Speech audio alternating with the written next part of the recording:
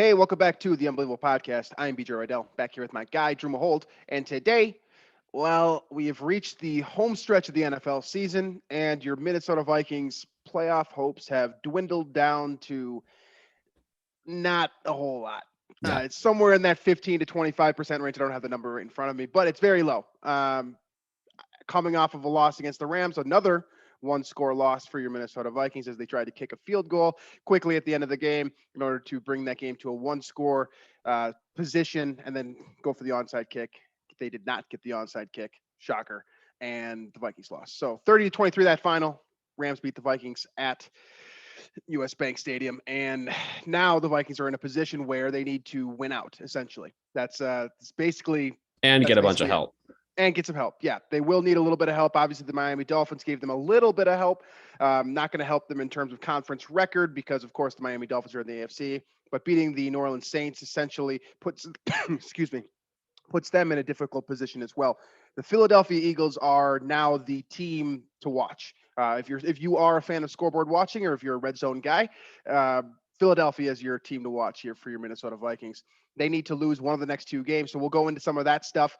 We will also go into a couple of little things from the Rams game. We won't go too deep into that one. I'm sure most of you that listened to this show have already listened to plenty of reviews of that game, and I don't think you need a whole lot more on that. So we'll do the Rams a little bit. We'll jump into the Packers, do a second preview of this matchup. Obviously, this one's going to be at Lambeau Field, so a little bit different. And obviously, the Vikings are in a little bit different position than they were when they were first matching up with this team. So we'll talk about that, and then we'll finish up with our picks. So that is the game plan for today's episode.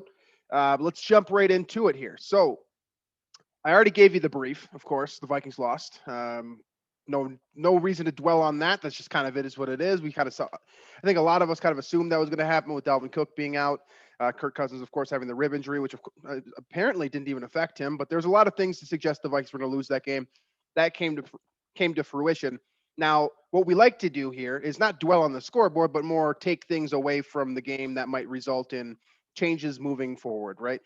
Things that might, in the past, we've looked at the offense kind of sputtering, and then, of course, they had some more aggressive play calling. We looked at that, things of that nature. So I don't think Anthony Barr's 2 interceptions are going to carry over a whole lot. I mean, it's nice to see that. Great stat padding for him. Obviously, those are 2 huge interceptions to put the Vikings in a position where, in theory, if you're going to get 3 interceptions from Matthew Stafford, you're probably going to win the game. Of course, again, didn't happen, but in theory. But that, again, not a whole lot of carryover effect there. In terms of things that you saw in the Rams game, both positive and negative, what are your key takeaways for what we should see for the last 2 weeks of this season and potentially into the future as well, based on the performance of the Vikings offense, defense, or somewhere in between? The offense it has lost some steam. I think it kind of, the offense peaked, I think, during that Vikings Packers. The first time around, it was kind of the peak of, was they call it Kirktober or Kirkvember or whatever it might be. But he has this thing in his career. It's happened year over year where he gets really hot in October and in November. And then it kind of really fades off. He's basically starts, has a rough start to the season and a rough end of the season. And then is hot in the middle. And so you're seeing now this offense sputter a ton. You're seeing the injuries pile up, whether it's Dalvin being absent, whether it's now Thielen out for the year. You're seeing those things finally come to fruition and start to impact this team. And so, I think, we've kind of said it all along. We've been foreshadowing it, but it just seems like the regime is coming to an end here at some point. We're on a crash course to see Mike Zimmer kind of, walk out. I think Rick Spielman potentially out as well. And then the one thing I'm curious about is I don't know if Cousins is part of that or not for next year. But I don't think, I have a hard time seeing all 3 of those guys being back, following 2022. I think there's, maybe the potential with Kirk's contract where you can't really do a lot with it, where he sticks around for next year and then is gone. But I think, it's starting to seem like the beginning of the end, or maybe the middle of the end of the, Spielman and Zimmer era. And you could just feel it, like you saw all the reports from the media there about the lack of energy in the stadium and the lack of enthusiasm the team came out with. And it just seemed like an end to end to that regime. And then that's what every end of every coaching regime sounds like. It does sound like that, right? Where there's just not a lot of energy, not a lot of enthusiasm for a game that should have meant a ton to your team, given the circumstances. And to not have that energy, it just seems like a good sign of things to come here. Which by that I mean the end of their tenures in Minnesota. Yeah, so I made the joke a couple seconds ago that it's kind of become the triangle of authority, right? Rick Spielman, Mike Zimmer, and Kirk Cousins. Of course, that's a throwback to back in the day when the Vikings didn't really know what they were doing with their front office, and it was Rob Brzezinski, Rick Spielman, and Childress, I believe, were the three kind of in charge there. And that has sort of kind of evolved into a more contemporary triangle of authority where it's the quarterback, the general manager, and the head coach. And I think you're right. At least two of those guys are probably either gone or on their last limb, right? And I think it's probably, I think Mike Zimmer I think he knows he's a dead man walking a little bit. And I think that this Rams game didn't seal it. It just confirmed a lot of things, right? Like we've been doing a roller coaster all season long, and I've been doing it with you guys. And I pride myself in not being too emotionally up and down with the team, but this team has done it for me. Right. You pushed me to the brink with the Detroit Lions game. You come right back down and you get, you got the Packers W. You've got the Arizona game, the Cincinnati game, all these games that were right on the edge. You got the Steelers game that encapsulates all of it. Absolutely. So like it's been like that this year. And I think that Mike Zimmer knows that, if a couple things bounce the right way, yeah, we might not be in this position. And had they beaten the Rams last week, that roller coaster would have probably continued, right? Like we'd be on this show talking about, okay, the Vikings are now in pole position to make the postseason. They're going to be a 7 seed. Let's see what Mike Zimmer can do. Let's see if Kirk can get hot in January, and then we'll talk then. Now the conversation's a lot different because you lose to the Rams, in a position where, at home, I don't want to say you should win because the Rams are who the Rams are, but that's a game you need to win. And it's a game that you had favorable odds on in a number of different areas that we discussed in the previous show. And now you have to go into Lambeau Field, where historically speaking, it's a problem for everyone. It's more of a problem for the Vikings. It's going to be a cold weather game. I think I just saw a report a couple minutes ago that it's going to be 15 degrees. We all know how Aaron Rodgers has operated in the cold versus all of his opponents, but specifically against the Vikings. Him and Devontae Adams are absolutely crushing it right now. They're doing everything and anything to, get to that next level. They're doing exactly what they said they were going to do, right? And we're late in the season. They're hot. The Vikings are not. So you've put yourself into a position now where, hey, you need this game, odds stacked against you. It's sort of an inverse of last week where, yeah, last week you're playing at home. Yeah, there's a couple other things that you might get, the benefit of the doubt with, Andrew Whitworth being out, et cetera. This game does not look like that. This game looks like you're on the road against the guy that should win MVP. I don't think he's going to win MVP because of the whole COVID thing that he's done. And, the humans that are going to be voting on the award are not going to vote for Aaron Rodgers. I just don't see that happening. But he should be probably, to this point in the season, should be the MVP. He's playing the highest level of football that I've seen him play in multiple years. And the Vikings are fortunately sounds like they're going to have Dalvin Cook back, which is something that we didn't think that they were going to have last week. So I guess there is that. But as a whole, this looks really bad. And if the Vikings lose at Green Bay, I don't think the Wilfs are going to make a drastic decision. They're not that type of owner. I don't think they should. I think it's always a stupid decision to fire a coach midseason. That's just kind of where I'm at with that. I won't delve too far into that. But, I do think that this is the final confirmation. So either you get to continue on as a dead man walking with a W and, kind of try to sneak your way in, hope that Philadelphia loses to Dallas in week 17 or week 18. I'm sorry.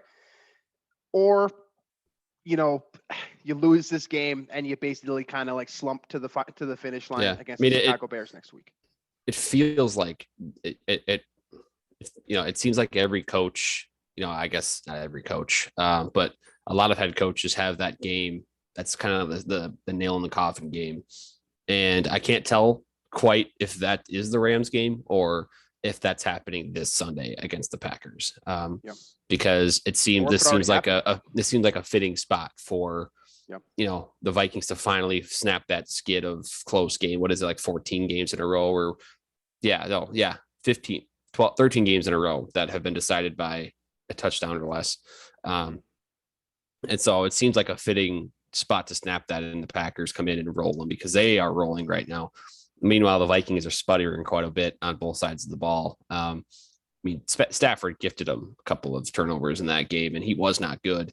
But they're getting run over by Sony Michel. And, the Rams were missing a couple of linemen in that game, too. And their backup unit was dominating the Vikings. So there's a lot of concern there. Now you get in the cold weather, you get Aaron Jones and A.J. Dillon, one of the best tandems in the NFL running the ball. Packers offensive line is still elite.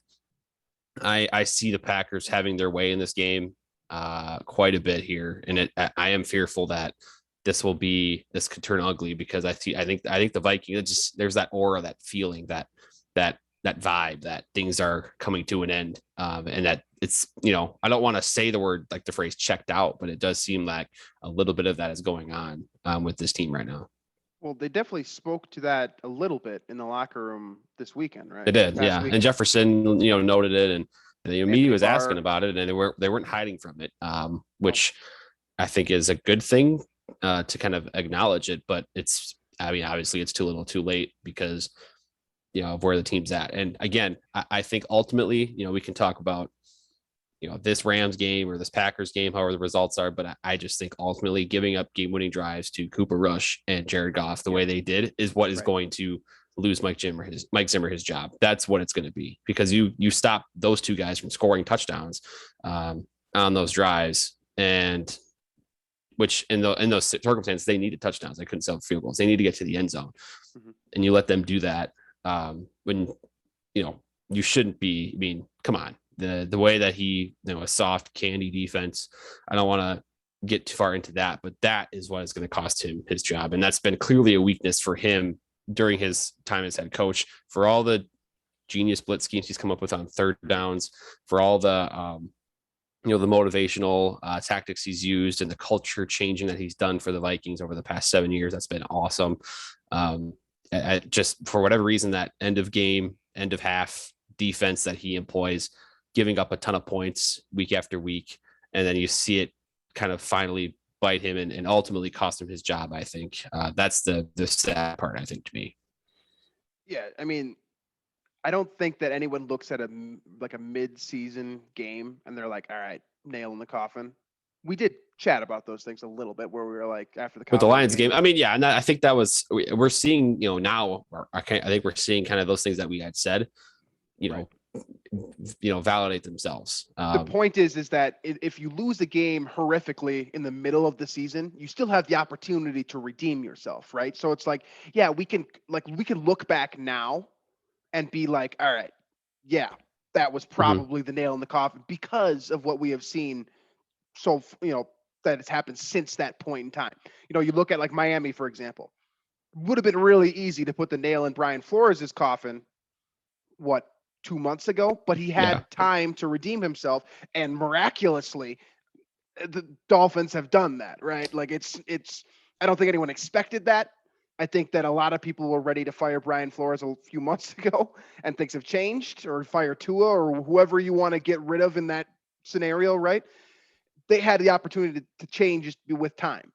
The Vikings are out of time. You got to win at Green Bay here. Then you need help from Philadelphia. Philadelphia's playing Washington this week. We all saw how poorly they played last week. Even if they do sneak in, which is at this point, I think depending on the site you look at or the metrics you use, it's probably 15 to 20% chance because, they have to win this week and then beat the Bears. And then the Philly has to lose one of their two games. And I think that would put the Vikings in at this point. But even with that, you have to, I think, Mike Zimmer would have to win a playoff game, and then maybe even more, depending on who you ask. And I don't know what the front office, thinks about things right now, but they're going to have to go on the road then if they get into the playoffs, play a dominant NFC team like the Rams, like the Packers, like the Cowboys, somebody like that, and beat them and go and advance, probably to save your job. That's winning 3 games in a row plus getting help. For Mike Zimmer to save his job. Basically, he's on, his position, his role with the Vikings, his tenure is on life support right now. And so some drastic things are going to have to happen for him to keep his job going into next season. I think the same can be said for Rick Spielman too. Again, I appreciate a lot of things that they've done, but I think it's time. Yeah, and we can, and that's obviously we'll hold our regards for this group until after a decision is made. The good thing about the Wilfs, right, and historically speaking, is that they don't make you wait, right? Like they make a decision, they move forward, they get the offseason going, right? I don't think that I don't think that they're going to sit with Mike Zimmer till you know mid March and wait just until the draft is coming up to make a firing or to make a change at head coach or Right. whatever it Well, is going yeah, to that be. would be dumb. That would be extremely dumb. This ownership group has always been acted swiftly, intelligently. They do things that are in the best interest of the entire organization. And I think that for the most part, we're behind a lot of the things that the Wilfs have done. Hiring Mike Zimmer being one of those things, right? Like he was the perfect piece to add following, Frazier, Childress, etc. Mm-hmm. He was the perfect guy to have. And unfortunately, it's kind of come down to a situation where I just don't think he's the perfect guy anymore. The voice hasn't changed, and that's fine for a defensive coordinator. That's fine for a team like I've used Jacksonville as an example, like a team that needs a true culture shift, things of that nature. But for this team, Mike Zimmer, I don't think is the right guy anymore. And I still love the guy. I mean, I was just talking the other day with our team. Like, I didn't get to grow up with a coach that I really loved. I sort of missed the Denny Green era. And then I sort of got faltered into Mike Tice a little bit. And then Brad Childress was really, quote, my coach during my heyday of becoming a football fan, right? And I hate Brad Childress just like all of you guys do too. I think he's annoying. And I think that team won despite him. So the people that did grow up on Mike Zimmer, you guys got a great one. And this is a coach that I think deserves a lot of credit for what he's done. It's just ultimately, it's not, we've gotten to the point now as a franchise where it's not good enough to just be a playoff team. And that's a good thing. That's Mike Zimmer's doing, right? Like he has accomplished enough where now the expectations are so high, and this is bad for him because he hasn't been able to reach those expectations. But for us as a fan base, we Yeah. now expect more than we Well, did when we and were I in, think I middle think school, high school, whatever. I think pinning all of it on Zimmer is unfair too. Just Absolutely. because I think he and Spielman are a team together, and I think a lot of this falls on Spielman too. Whether it's the Kirk contracts, fully guaranteed, not really flexible about it. The only reason to kind of you know wiggle with it is simply to extend him again, and provide him with more guaranteed money. So there's that. And then, like I said, and hammered this before the season, was the lack of depth on this roster. And clearly that's showing itself as this team battles injuries, battles COVID, battles whatever. And guys are going down, and these replacements just aren't stepping up. There's been a few bright spots where a guy has stepped up into a role and succeeded, KJ Osborne, Tyler Conklin, or a couple guys, but that's rare. The rest of the roster has struggled to fill the voids left by Danielle Hunter, Everson Griffin. In the secondary when guys have gone down, there still really isn't a trustworthy number 2 cornerback right now. Bashad Breeland certainly didn't work out as a free agent acquisition. So and of course the offensive line is still a disaster, and that continues to be especially on the interior. So there's a lot of faults to be had here, I think, all around between Zimmer and Spielman, but I think it's just you have to move on. So we spent a lot of time talking about that, but it's just like that's the main takeaway from the Rams. It just feels like right. It just feels like that's the nail in the coffin. Assuming the Vikings don't end up making the playoffs, which it seems very likely right now that they're not going to make it. I think ultimately what this comes down to is you need to find a way to reinvigorate your fan base, because if the reports are true, and this isn't just from media people that have a bias or don't have a bias or just trying to report whatever, it's from people that were literally sitting in the stadium on the sideline, in the seats, whatever.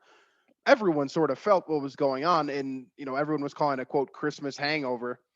I don't think it's a Christmas hangover. I think it's a Vikings hangover. If your team is, at that time they were in the driver's seat for a playoff spot. Yes. They were hosting a very good and fun to watch Rams team, and a team that it just doesn't make sense. And that's the only explanation for it to me, is that it just seems like the end of the era. There's no reason that stadium shouldn't be juiced up and fired up for a very meaningful game at the end of the year in your home stadium. So I don't know. It's now we have to worry about the Packers, talk about the Packers, because it doesn't matter what the situation is. Vikings could be 0-10 or 10-0. I'm going to want to kick the Packers in the butt. And so that's where we're at this week. And I don't like Minnesota's chances, but we've seen. I mean, Vikings are technically they're on a 2-game winning streak against the Packers here. So for all we've just said about Zimmer, credit to him for that. He's 500 in his career coaching against the Packers, 7-1. So this will decide his, if he's a winning or losing coach against Green Bay, probably. But I mean, I saw somebody put that stat out there, how the Packers have done against NFC North opponents since Zimmer arrived. And the Packers have dominated Lions, dominated the Bears. And Zimmer's been the guy that's been competitive with them. So credit to him for that, but it's just, I'd have a tall task this Sunday. Might be a little bit too long, too little, too late for Mike Zimmer, but that is a good thing to point out. And let's be real here. Packers fans make this joke all the time that playing against them for Vikings fans is, quote, our Super Bowl, because we either don't make the playoffs or, whatever. Yeah. I mean, this is our Super Bowl. I'm right with now, you yeah. guys. This is our Super Bowl because, and really it's Mike Zimmer's Super Bowl too, because he's really dead if you lose this game, and especially if you lose this game horribly, right? Like this is one of those games where it's not just the scoreboard, right? Or it's not just win-loss, it's the scoreboard too, because people are watching, right? You just had, we just went over this, you just had a home stadium drained, right? You have an opportunity here to reinvigorate your fan base. If you blow this, I mean, you're going to lose the rest of your fan base, basically. And as much as we may not really believe it as fans, like collectively as a group, we do have some organizational power. When everyone is out, the Wilfs notice that. Like they see the newspaper. They have someone telling them, hey, stadium's dead, guys. We got to do something or we're going to stop selling tickets, because this is ultimately about money, right? And you can't justify raising ticket prices if the team sucks or if no one wants to watch the team or what have you. So if you're losing to the Packers at Lambeau Field horrifically, like if this game goes 24-6, 30-6, something like that, offense sputters, defense lets loose, you're in real trouble.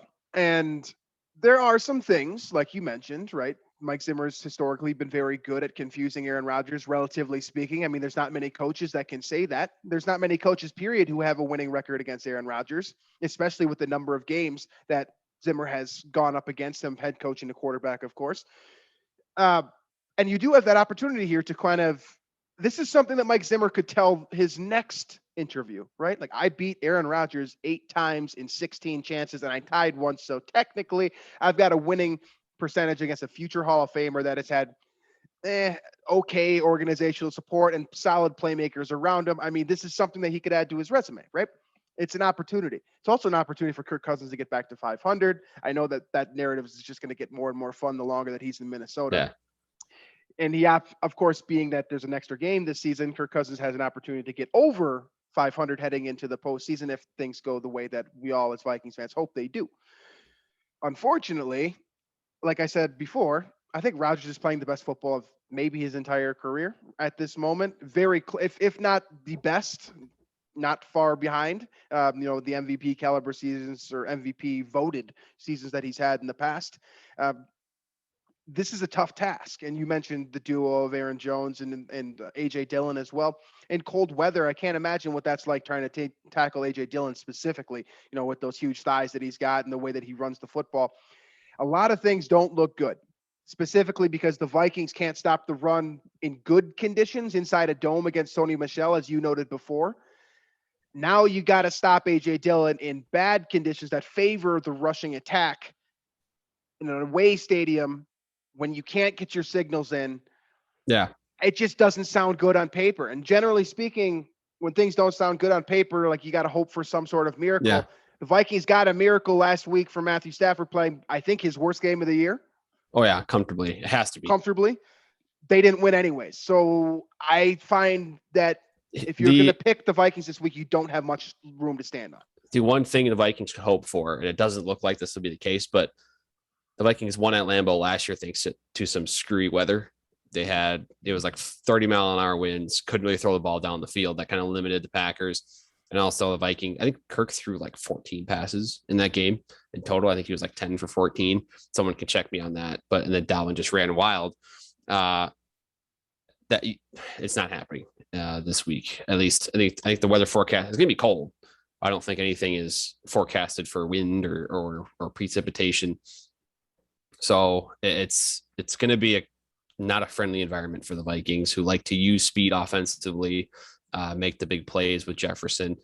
And then I think it favors the Packers in a lot of ways. And that's, again, I think you're right. Something really weird or crazy has to happen for the Vikings to win this game.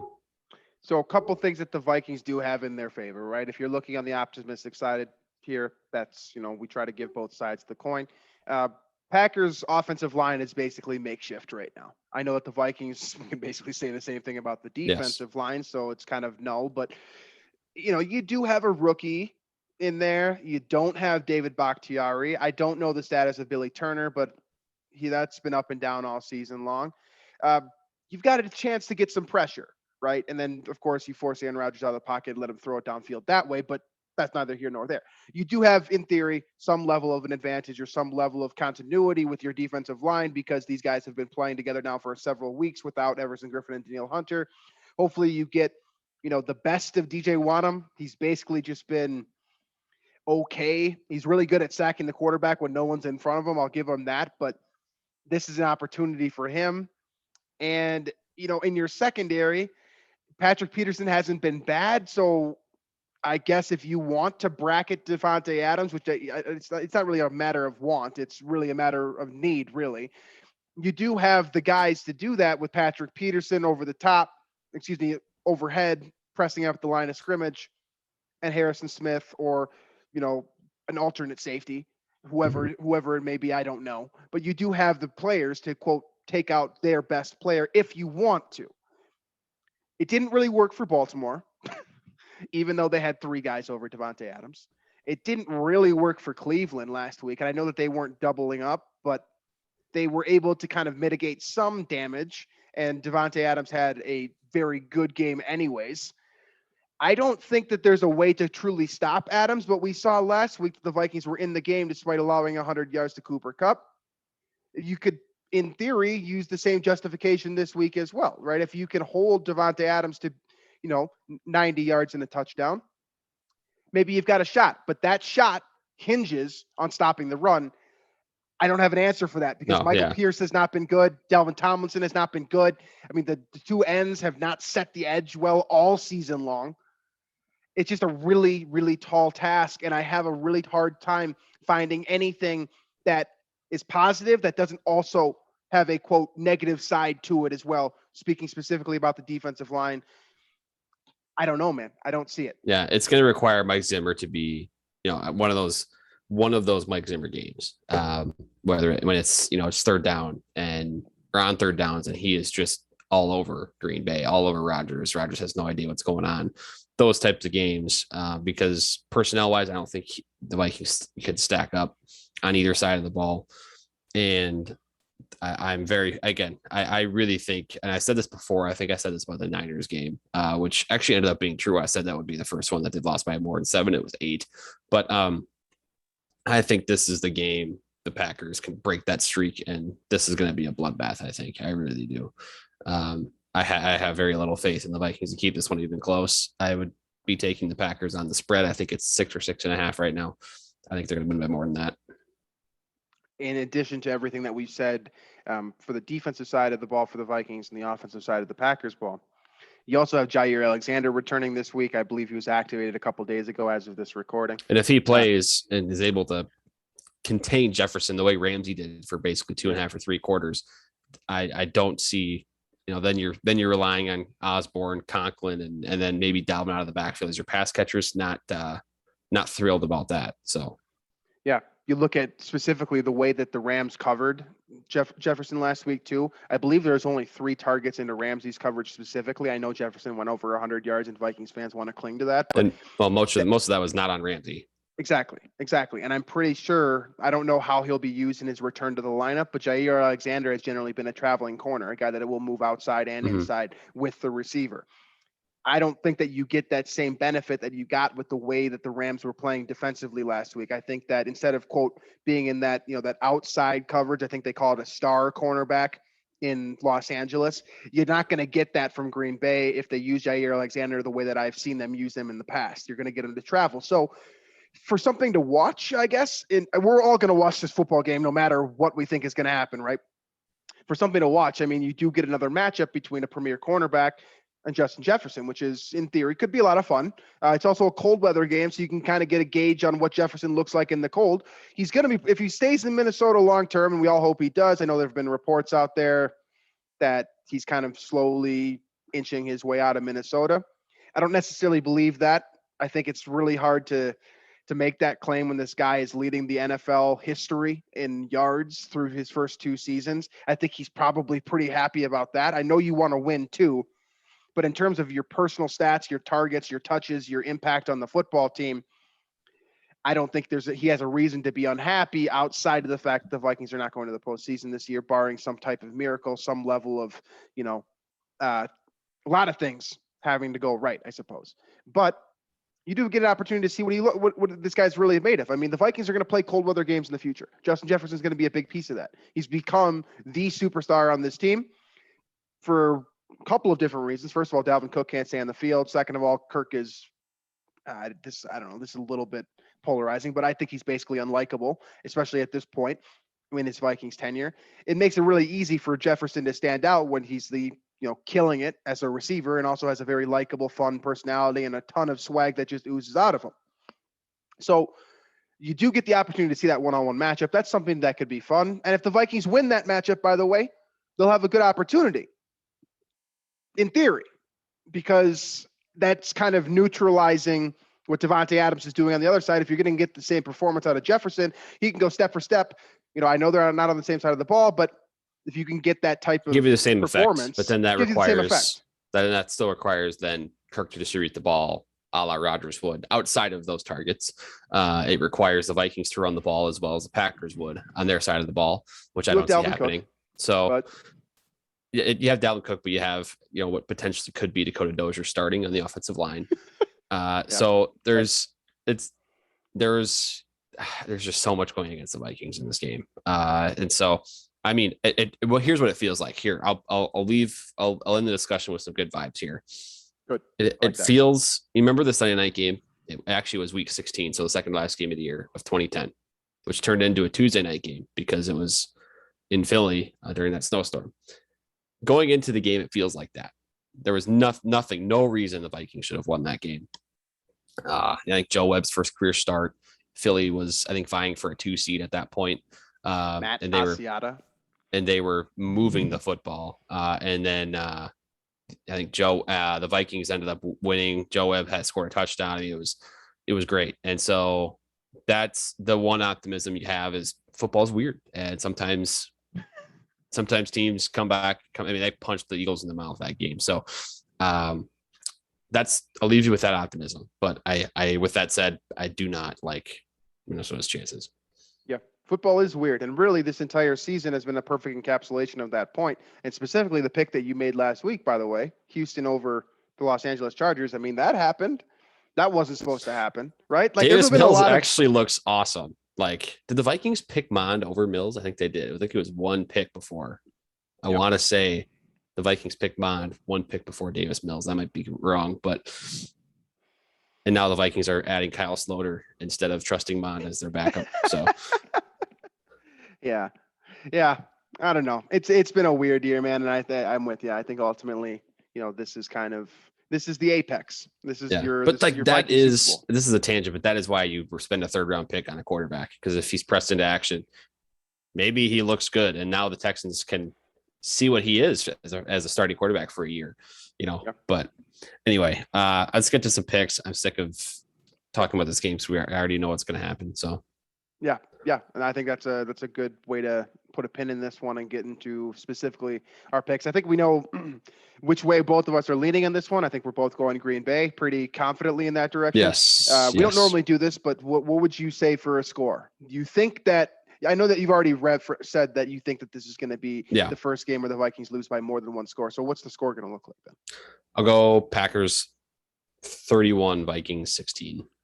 Yeah, I like that. I think the Packers are going to have at least 28 points. I'll say 28 points because I think that they're going to go for it instead of kicking field goals, because Mason Crosby's been rough. Is a negative. He's been rough. Mason Crosby's been rough. So I'll go Packers 28, Vikings 13. I think they'll get one kind of garbage time touchdown. It'll be a bunch of field goals. Packers defense, by the way, we didn't talk about it a whole lot.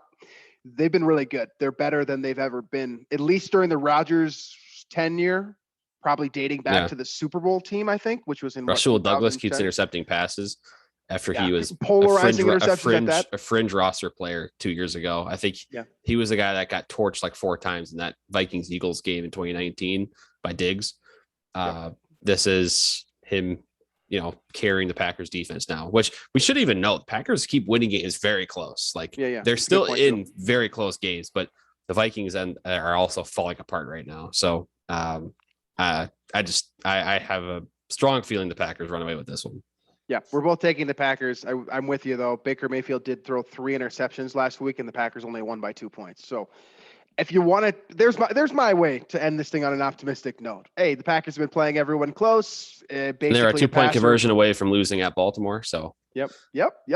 Exactly. So fishy, weird stuff. That's what we need. That's what we need to be wrong on this one. But both of us rolling with the Packers this week. Let's get into the rest of the NFL slate. Some good ones on here. As always, towards the end of the season, you're also going to get some bad ones as well.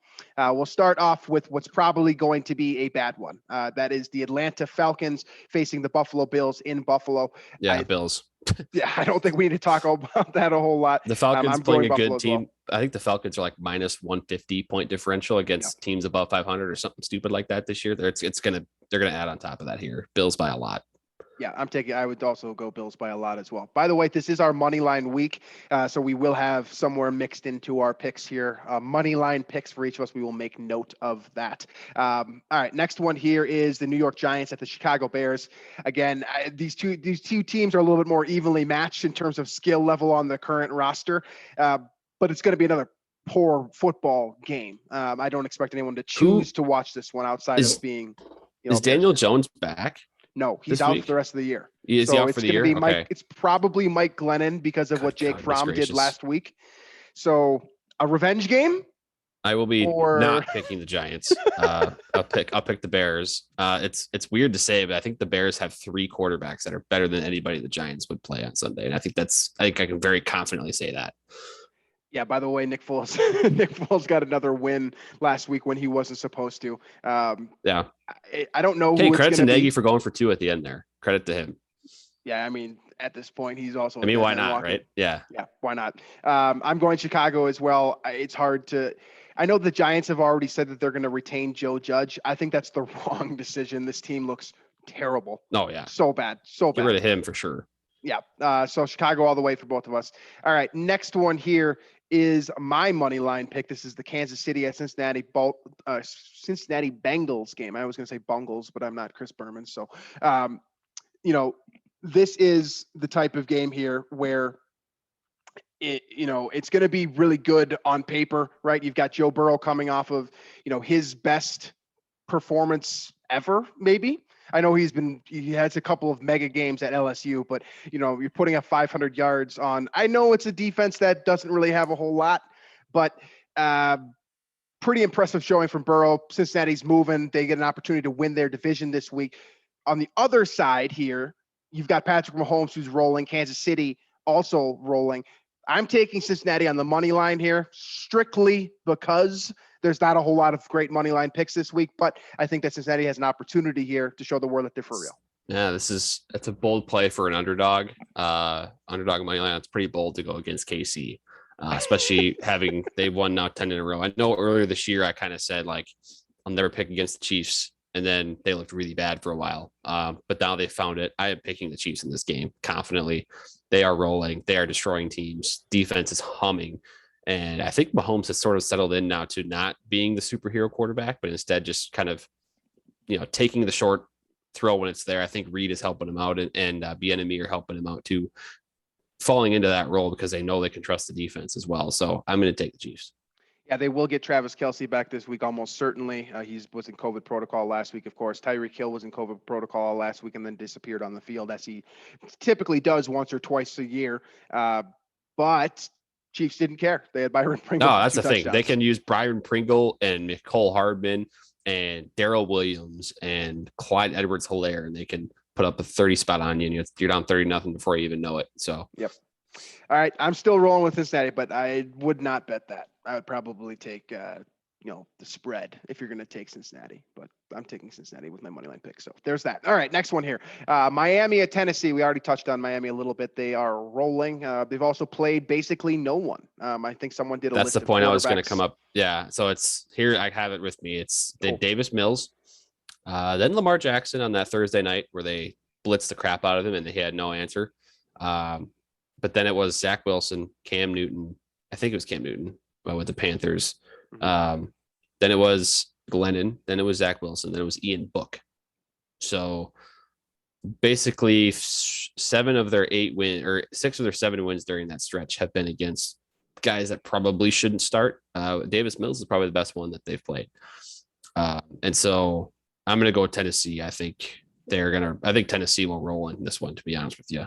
The Titans is for as battered and bruised as they are. I think offensively they'll have a lot more to provide than any team the Dolphins have played recently. So this to me is the are you for real game for Miami. I don't think that I'm unique in making that take, but I tend to be a Miami believer. I don't know why, because I see the same things you guys do with Tua specifically, right? The defense is awesome. And I know that they were playing against what was it? I think they said on the broadcast, like a 6-string offensive tackle in New Orleans on Monday night. But the defense is awesome. And I think that might be enough here because Tennessee is still not whole. If you keep this in mind, of course, it's Deontay Foreman back there, not Derrick Henry. Ryan Tannehill has been meh. Julio Jones basically has been bad this year for the first time of his entire career. AJ Brown came back last week. He had a good game. I'm going to take Miami because I think that Julio doesn't need to be doubled anymore. He doesn't require that extra attention. You can cover him up with one and you double or you put, your best corner, which they have 2 very, very good corners in Miami. I'm going to take Miami saying that they can stop the run and they can stop coverage enough because Ryan Tannehill is not Aaron Rodgers. So I'm going to take Miami in this one. But I do see the same things that you guys see, right? Like I do understand people saying, all right, are you for real? Well, now you get your answer. I'll go Miami. You said you're rolling with Tennessee. Mm-hmm. All right, next one here. Another important game, but with 2 teams that I don't care about in the AFC. That is the Las Vegas Raiders and the Indianapolis Colts. So the Colts are super fun because they have Jonathan Taylor, but they're not going to have Carson Wentz this week. It sounds like. I don't know. Yeah, I don't know what the rule is on that. He's not vaccinated. They did just change protocol. They keep changing the protocol, so I don't know. And I don't know what's going on anymore. Well, and the other thing is, I'm pretty sure that game is completely off betting boards. There's no even indication one way or the other at this point.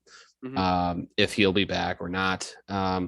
I'm just going to kind of roll with him not playing and pick the Raiders because I know it's looking very good that Derek Carr will play. So I have that with me. And so I'll take the Raiders there. And I really don't want to end up in a scenario where I pick the Colts and then Sam Ehlinger is playing quarterback. Yeah, you did pick New Orleans last week. So and you got Ian Book as your quarterback. So I'm going to take Indianapolis, and here's why, because I don't think that Carson Wentz matters. It's a good point. They beat New England when he threw for 50 yards when Christian Ponder on the bit. He went Christian Ponder on the bit, and they still won. So yeah, I'm going to take Indianapolis because I do think that, truly speaking, in terms of most valuable player, not best player, Jonathan Taylor is that guy. They have also a really, really good defense. Darius Leonard said it himself. I'll say it on his behalf as well. If they got more coverage, he'd probably be in that Defensive Player of the Year candidacy as well. It's just that Dallas has Micah Parsons going wild and they're on national TV every other weekend. So I'm going to take Indianapolis on the strength of their defense and Jonathan Taylor. I think they can get it done with just that. Josh Jacobs hasn't looked the same. I know he's coming off a good week, but I also don't believe in Derek Carr either. And I don't really believe in Rich Bisaccia either. I wanted to see him do well as an interim head coach. I don't think that's going to be the case. So I'm going to roll with with Indianapolis. We'll split on that one. Which brings us to New England. Jacksonville is playing against the New England Patriots, who are coming off of a bit of a rough week. Both of these teams really are coming off of a bit of a rough week. Buffalo shellacked New England. We got the amazing press conference with Bill Belichick with that reporter that was, as literally everyone has said, was extremely brave in asking Bill Belichick about his New Year's resolution. I have to know like what else do we not know about this? Like, was she, directed by a superior to do this story, and this was the only time possible to get a quote? Like, I can't imagine. I don't know. It baffles me. Definitely a psycho person, like a crazy person. It baffles me because the story that she was writing about New Year's resolutions, that's what I call a puff piece. And we're talking about losing to Buffalo, your main division rival, and you want to butt in and be like, hey, by the way, I got this little story here. It's going to get like 1400 Like, he wouldn't even clicks. answer that, net today, 3 days after the loss. He's like, he'd be like, I don't know, I'll probably win some football games next year. He'd do one of those. Like, he's not going to. That was good. He's not going to answer that. Okay, so with all that being said, I don't think we need to talk a whole lot about Jacksonville. Yeah, we're going to get this one done. All right, next one here, we go to the other side of the coin. That's Tampa Bay, and they're facing off with the New York Jets. I don't think we need to talk about this one much either. No, Tampa Bucks. Bay. Bucks, no doubt. Jets are coming off of a win, but it was against Jacksonville, so I don't really care. All right, next one here is Philadelphia and Washington. We talked about this a little bit on the show already. I think the expectations for both of us that Philadelphia is definitely getting this one done, especially what we saw from Washington in prime time last Sunday night. Yeah. Their two best players are fighting, punching each other literally. Taylor Heineke, love the guy, love kind of the aura, but Terry McLaurin's basically non-existent now. He's a direct reflection on that. I think his time has probably come to an end. Philadelphia gets this one done, probably in a rout. I need to pick an underline, money line. You know what? No, I'm going Philly. I can't do Washington right now. After what I just saw on Monday night, I can't. I'm going to go Philly. I'll find a different one. Screw it. All right, so Philly for both of us. All right, next one here on the docket is the Los Angeles Rams and Baltimore Ravens. This one has the potential to be a good game if Lamar Jackson is in the game. And that's a big if right now. I think his status is still up in the air as of this recording. He's not been ruled out. He's not been ruled in. Baltimore hanging on by a thread as well. So there is very big, important ramifications to this football game. If Los Angeles gets the W here, they'll all, of course, be scoreboard watching with the Cowboys and the Packers. Baltimore on the flip side has an opportunity here to get a game back and potentially make their way back into that AFC North division, with Cincinnati potentially losing to Kansas City, as we alluded to the possibility of this week as well. So very important football game, potentially a very fun football game to watch. Who you got in this one? Here, I'll go with this one. Ravens are underdogs right now. I'll take the Ravens as my underdog money line pick this week. The Rams looked pretty bad last week. They would not have beaten many teams last week with Stafford playing that poorly. And I think the Ravens, I'm just going to kind of trust Harbaugh here to basically outcoach McVay when he needs to the most. So kind of trusting in Harbaugh. I don't care who the quarterback is. That's my pick. For what it's worth, I mean, Tyler Huntley is going to be on the field almost certainly if Lamar Jackson can't go, and he's looked pretty good. I mean, I've seen a lot of different people, backing into the idea that he might be a starter for a different organization in the future. And realistically, based off of his last couple of weeks of play, I mean, he's dragged a very depleted Ravens team to a potential opportunity to win a football game on multiple occasions. So you can't rule him out. And you're right. Matthew Stafford did look horrific last week. His MVP candidacy is probably on life support as well. So we'll see. But I'm going Rams. Drew, of course, with his moneyline pick, going with the Baltimore Ravens. All right. Next one here, we go to a showdown in the AFC West specifically. That is the Denver Broncos and the Los Angeles Chargers. The reason why I call it a showdown is because these two teams are both shooting themselves in the foot all day long. Another dead man walking, Vic Fangio. And Brandon Staley could probably add himself to that conversation. I don't think it's super fair to, but he could probably add himself to that conversation a little bit if he really breaks down and puts another stinker out there against a team that he needs to beat and should beat. Does Denver get it done? Is there a chance? No, not with Drew Lock playing quarterback. I'm going with the Chargers. Although Chargers I don't know. The Chargers are weird. I feel like the way I feel about the Chargers is probably how a lot of people feel about the Vikings. What even are you? That's kind of where I am with the Chargers, but I know what Drew Lock is, so I'll go with the Chargers. Yeah, that's a good way to make picks. Is yeah, we definitely know who Drew Lock is. I think we know who Justin Herbert is, but the rest of the Chargers, you're right. I don't think we know. Denver does have a really good defense, by the way. Vic Fangio is definitely going to be a defensive coordinator next year because he knows what he's doing, and the roster composition is coming along. But you're right, they're definitely a quarterback away. I think the Chargers are the better team. I'm going to go with the Chargers as well. All right, next one here is your Houston Texans going up against the San Francisco 49ers. The Texans, as we stated previously, have been rolling a little bit behind Davis Mills. They're not going to make the postseason or anything like that, but they do have an opportunity here to play a little bit of spoiler. San Francisco has kind of worked their way out of, the direct conversation for what that 5 seed in the NFC, and now are kind of on their heels a little bit here. This losing to the Texans this week would put I don't think it's deadly, but it would put them on life support for the playoffs, and it might put Kyle Shanahan on life support too. Right or wrong, just saying they might need a change in. It also helped the Vikings quite a bit. But I'm going to take the Niners. I think that's a safe pick. It's one of those games where I don't think they'll even need Jimmy G to do anything. They can probably run the ball over the Texans and come on top. Yeah, I'm going San Francisco as well. I can't pick Houston, although it's going to sound bad that I said that when I make another pick later on in the spread here, but I can't pick Houston confidently right now. Still, I need to see more. I don't believe in Davis Mills just yet. I also didn't scout him, so I don't have like a basis for what he's doing right now. Part of me just believes that he's playing well because things are going in his favor, and then something wrong will happen, and all of a sudden we'll be right back to the whole why do we think Davis Mills was good? I still think I'm in that side of the coin. I might be wrong, but can't pick Houston yet. I'm rolling with San Francisco. All right, next one here. This is if you're not a believer that the Cincinnati Kansas City game is the best game of the week, this probably is the best game of the week in the NFC specifically. That is Arizona facing off against the Dallas Cowboys. I know that Arizona has not looked good. I know that Dallas is coming off an absolute rout in which none of their starters played in the fourth quarter. By the way, Jaron Kearse is a starter on that defense and looks pretty good doing it. He's leading them in combined tackles in Dallas, by the way. Just throwing that out there, no big deal. Arizona's in trouble. Cliff Kingsbury in trouble. They need this one. Can they get it done against a good Dallas team? No. The Cardinals doing that thing where they keep falling apart at the end of the year in the second half. I'm gonna take Cowboys in this one. Cliff Kingsbury is I don't want to use the F word and say fraud, but he's a fraud, and I'm gonna take Dallas.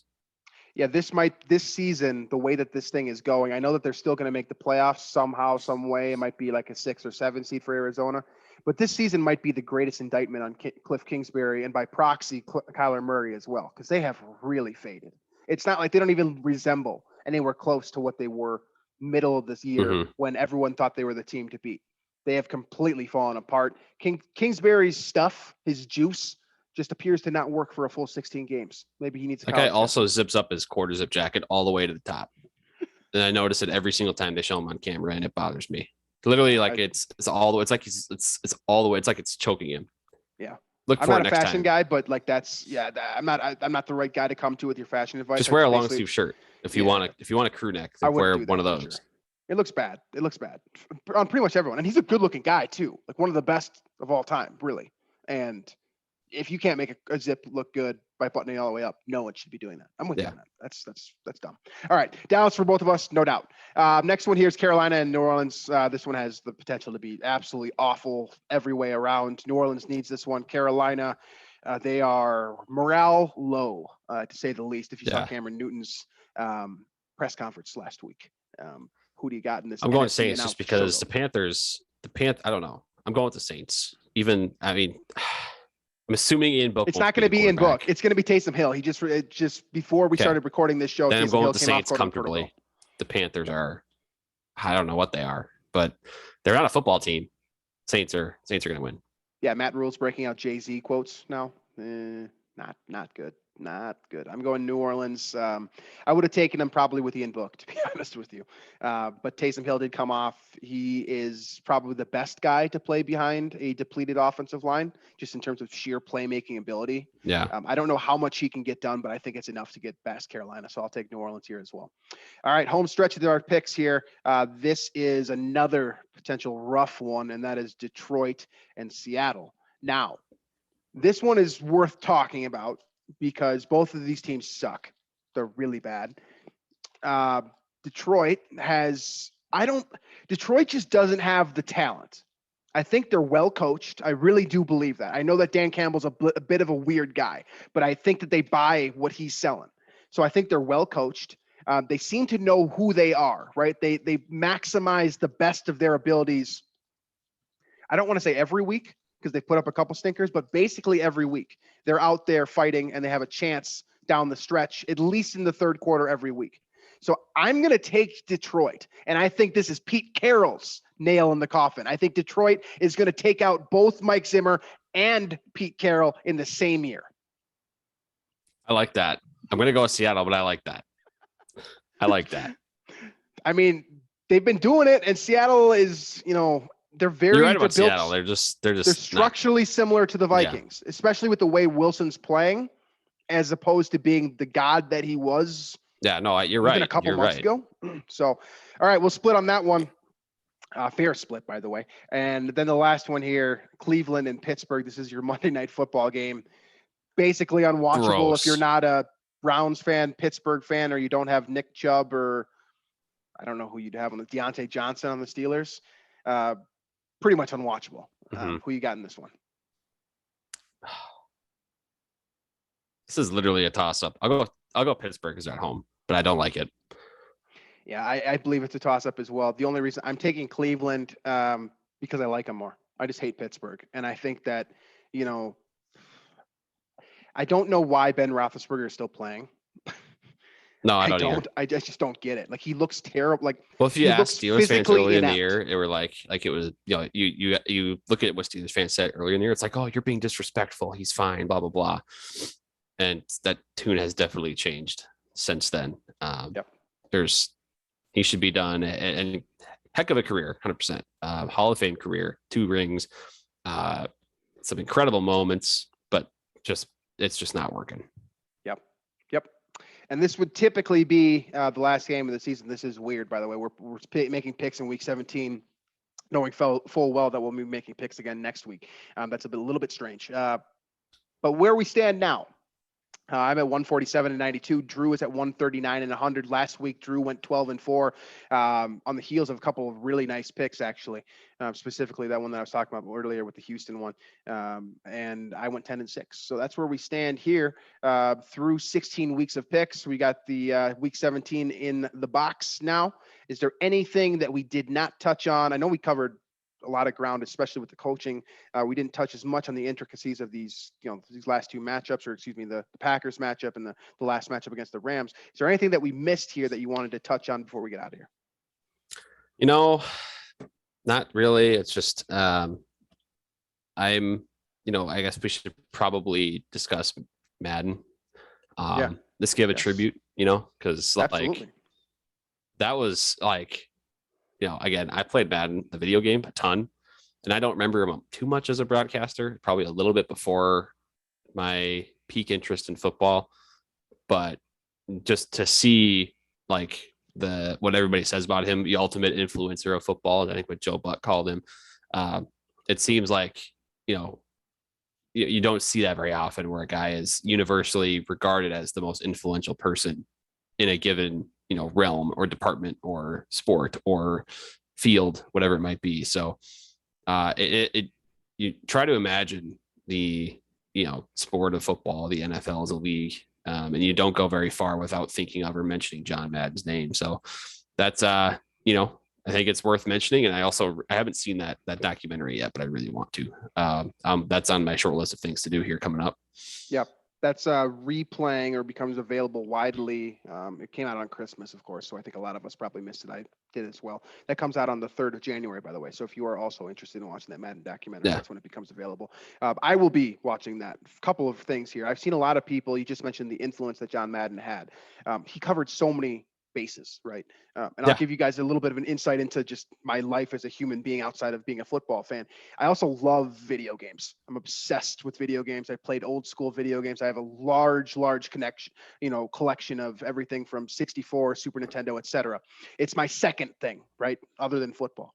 So I have a Twitter timeline that is mostly 75% football, and then 25% is video game stuff, whether it's weird things or whatever people breaking news, etc.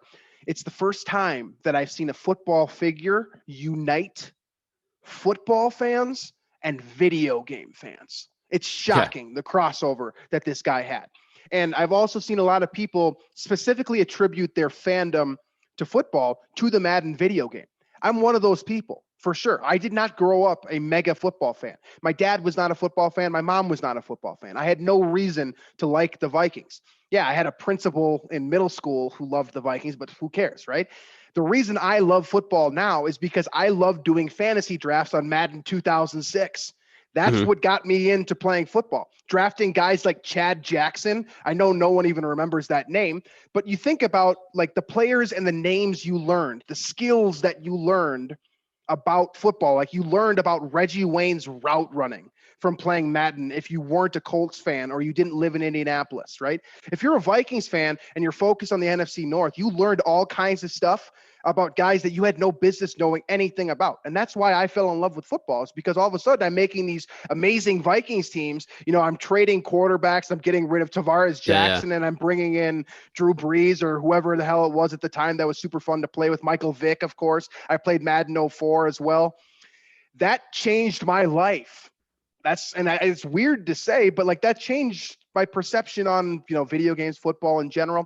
I owe a lot to John Madden without even really knowing it, because I didn't watch him as the Raiders coach. I'm 30, not 40. So I think what's missed impressive, and I just thought about this, but he probably had 3 Hall of Fame football careers. Absolutely. Yes. Coach, broadcaster, video game creator, and that market at the end of his life there. Because it's true that, you think football video game, Madden is 100% the first thing that comes to mind.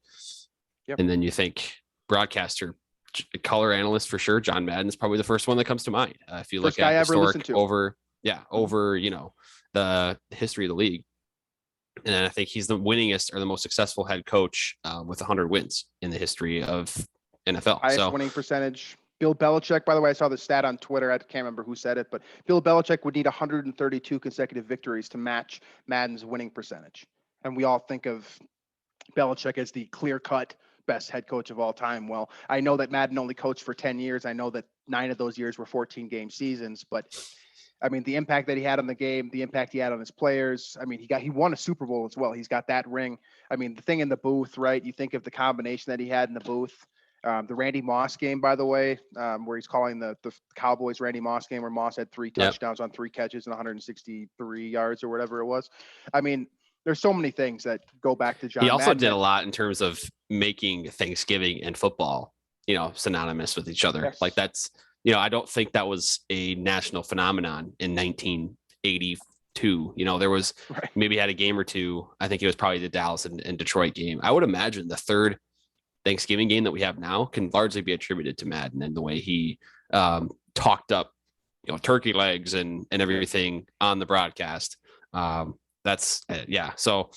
anyway, I there's so much of football in the sport in the league that is probably due to him. So felt like it was needed. With the documentary and everything, probably would have said something once we watched it, but with the sudden passing, it feels like it's worth mentioning, worth honoring. So it's you're absolutely right. And the craziest thing about all of this, right, the level of influence, is that there's people that are growing up right now, probably 10, 15, 12-year-olds, stuff like that are playing Madden, right? And they don't even know that John Madden was a football coach. Like, that's how great he was as a broadcaster. Also, I did see one thing. This is not the most 2021 thing of me ever, but I was scrolling on TikTok and I saw there's apparently a trend going on now. If you play a head-to-head game online, where people are taking delay game penalties as a way to honor John Madden, and then the opponent is declining the penalty. So like I love that. And I don't know if it's probably a little corny, but it's still kind of cool to see that happening. So just the amount of worlds that he, had some level of an impact on is crazy. So we will miss John Madden, even if, again, you don't even need to be a Raiders fan to appreciate his greatness. You don't need to be a fan of sports broadcasting. You just need to find one of those 3 things. And I think that of those 3 areas, broadcasting, video games, and coaching football, you can find some common ground with just about everyone. And I think that's the craziest thing about all of this. So rest in peace to John Madden. We definitely appreciate what he did. And, hopefully, hopefully his likeness will live on forever. And they definitely need to come out with like a legendary edition of John Madden for Oh yeah. the game, right? Next year, he's got to be on the cover for sure. There's no reason to have an athlete. It's got to be John Madden on there again. Back to like what it was, 94 to 2000 or whatever. So, all right, that wraps up the show for the week. As always, iTunes, Stitcher, Google Play, Spotify, wherever else you can listen to your podcast, you can find us. Make sure to check out the rest of the Climbing the Pocket Network if you have not already. If you don't like Drew or myself, or you don't like this show, you might find something else on our network that you do enjoy. So make sure to check that out. A lot of great content creators. Make sure to check out the Daily Norseman as well. Of course, most of you that are listening to this are probably already on there. So go ahead and sift through the articles. They do a lot of great content, a lot of great updates. So we appreciate everything that they do for us, giving us a platform here at the Daily Norseman. So with all that being said, Skol Vikes this week. Of course, it doesn't look good, but we've seen crazier things happen. So maybe have a little bit shred of optimism. I'm going to try. And good luck to your fantasy championships this week. Thank you. I have it. Yeah, me too. I've got Aaron Rodgers and Devontae Adams in my lineup. So I'm going to be conflicted. But I may have Rodgers and Aaron Jones. I believe it or not, I have Rodgers and Mahomes on my team. So I'm trying to decide between the two right now. Interesting. All right. Well, we will check back in with you guys with that. Let us know if you've had an interesting fantasy experience over the last couple of weeks. I know some things have been crazy. So thanks for listening as always, and we'll catch you guys next week.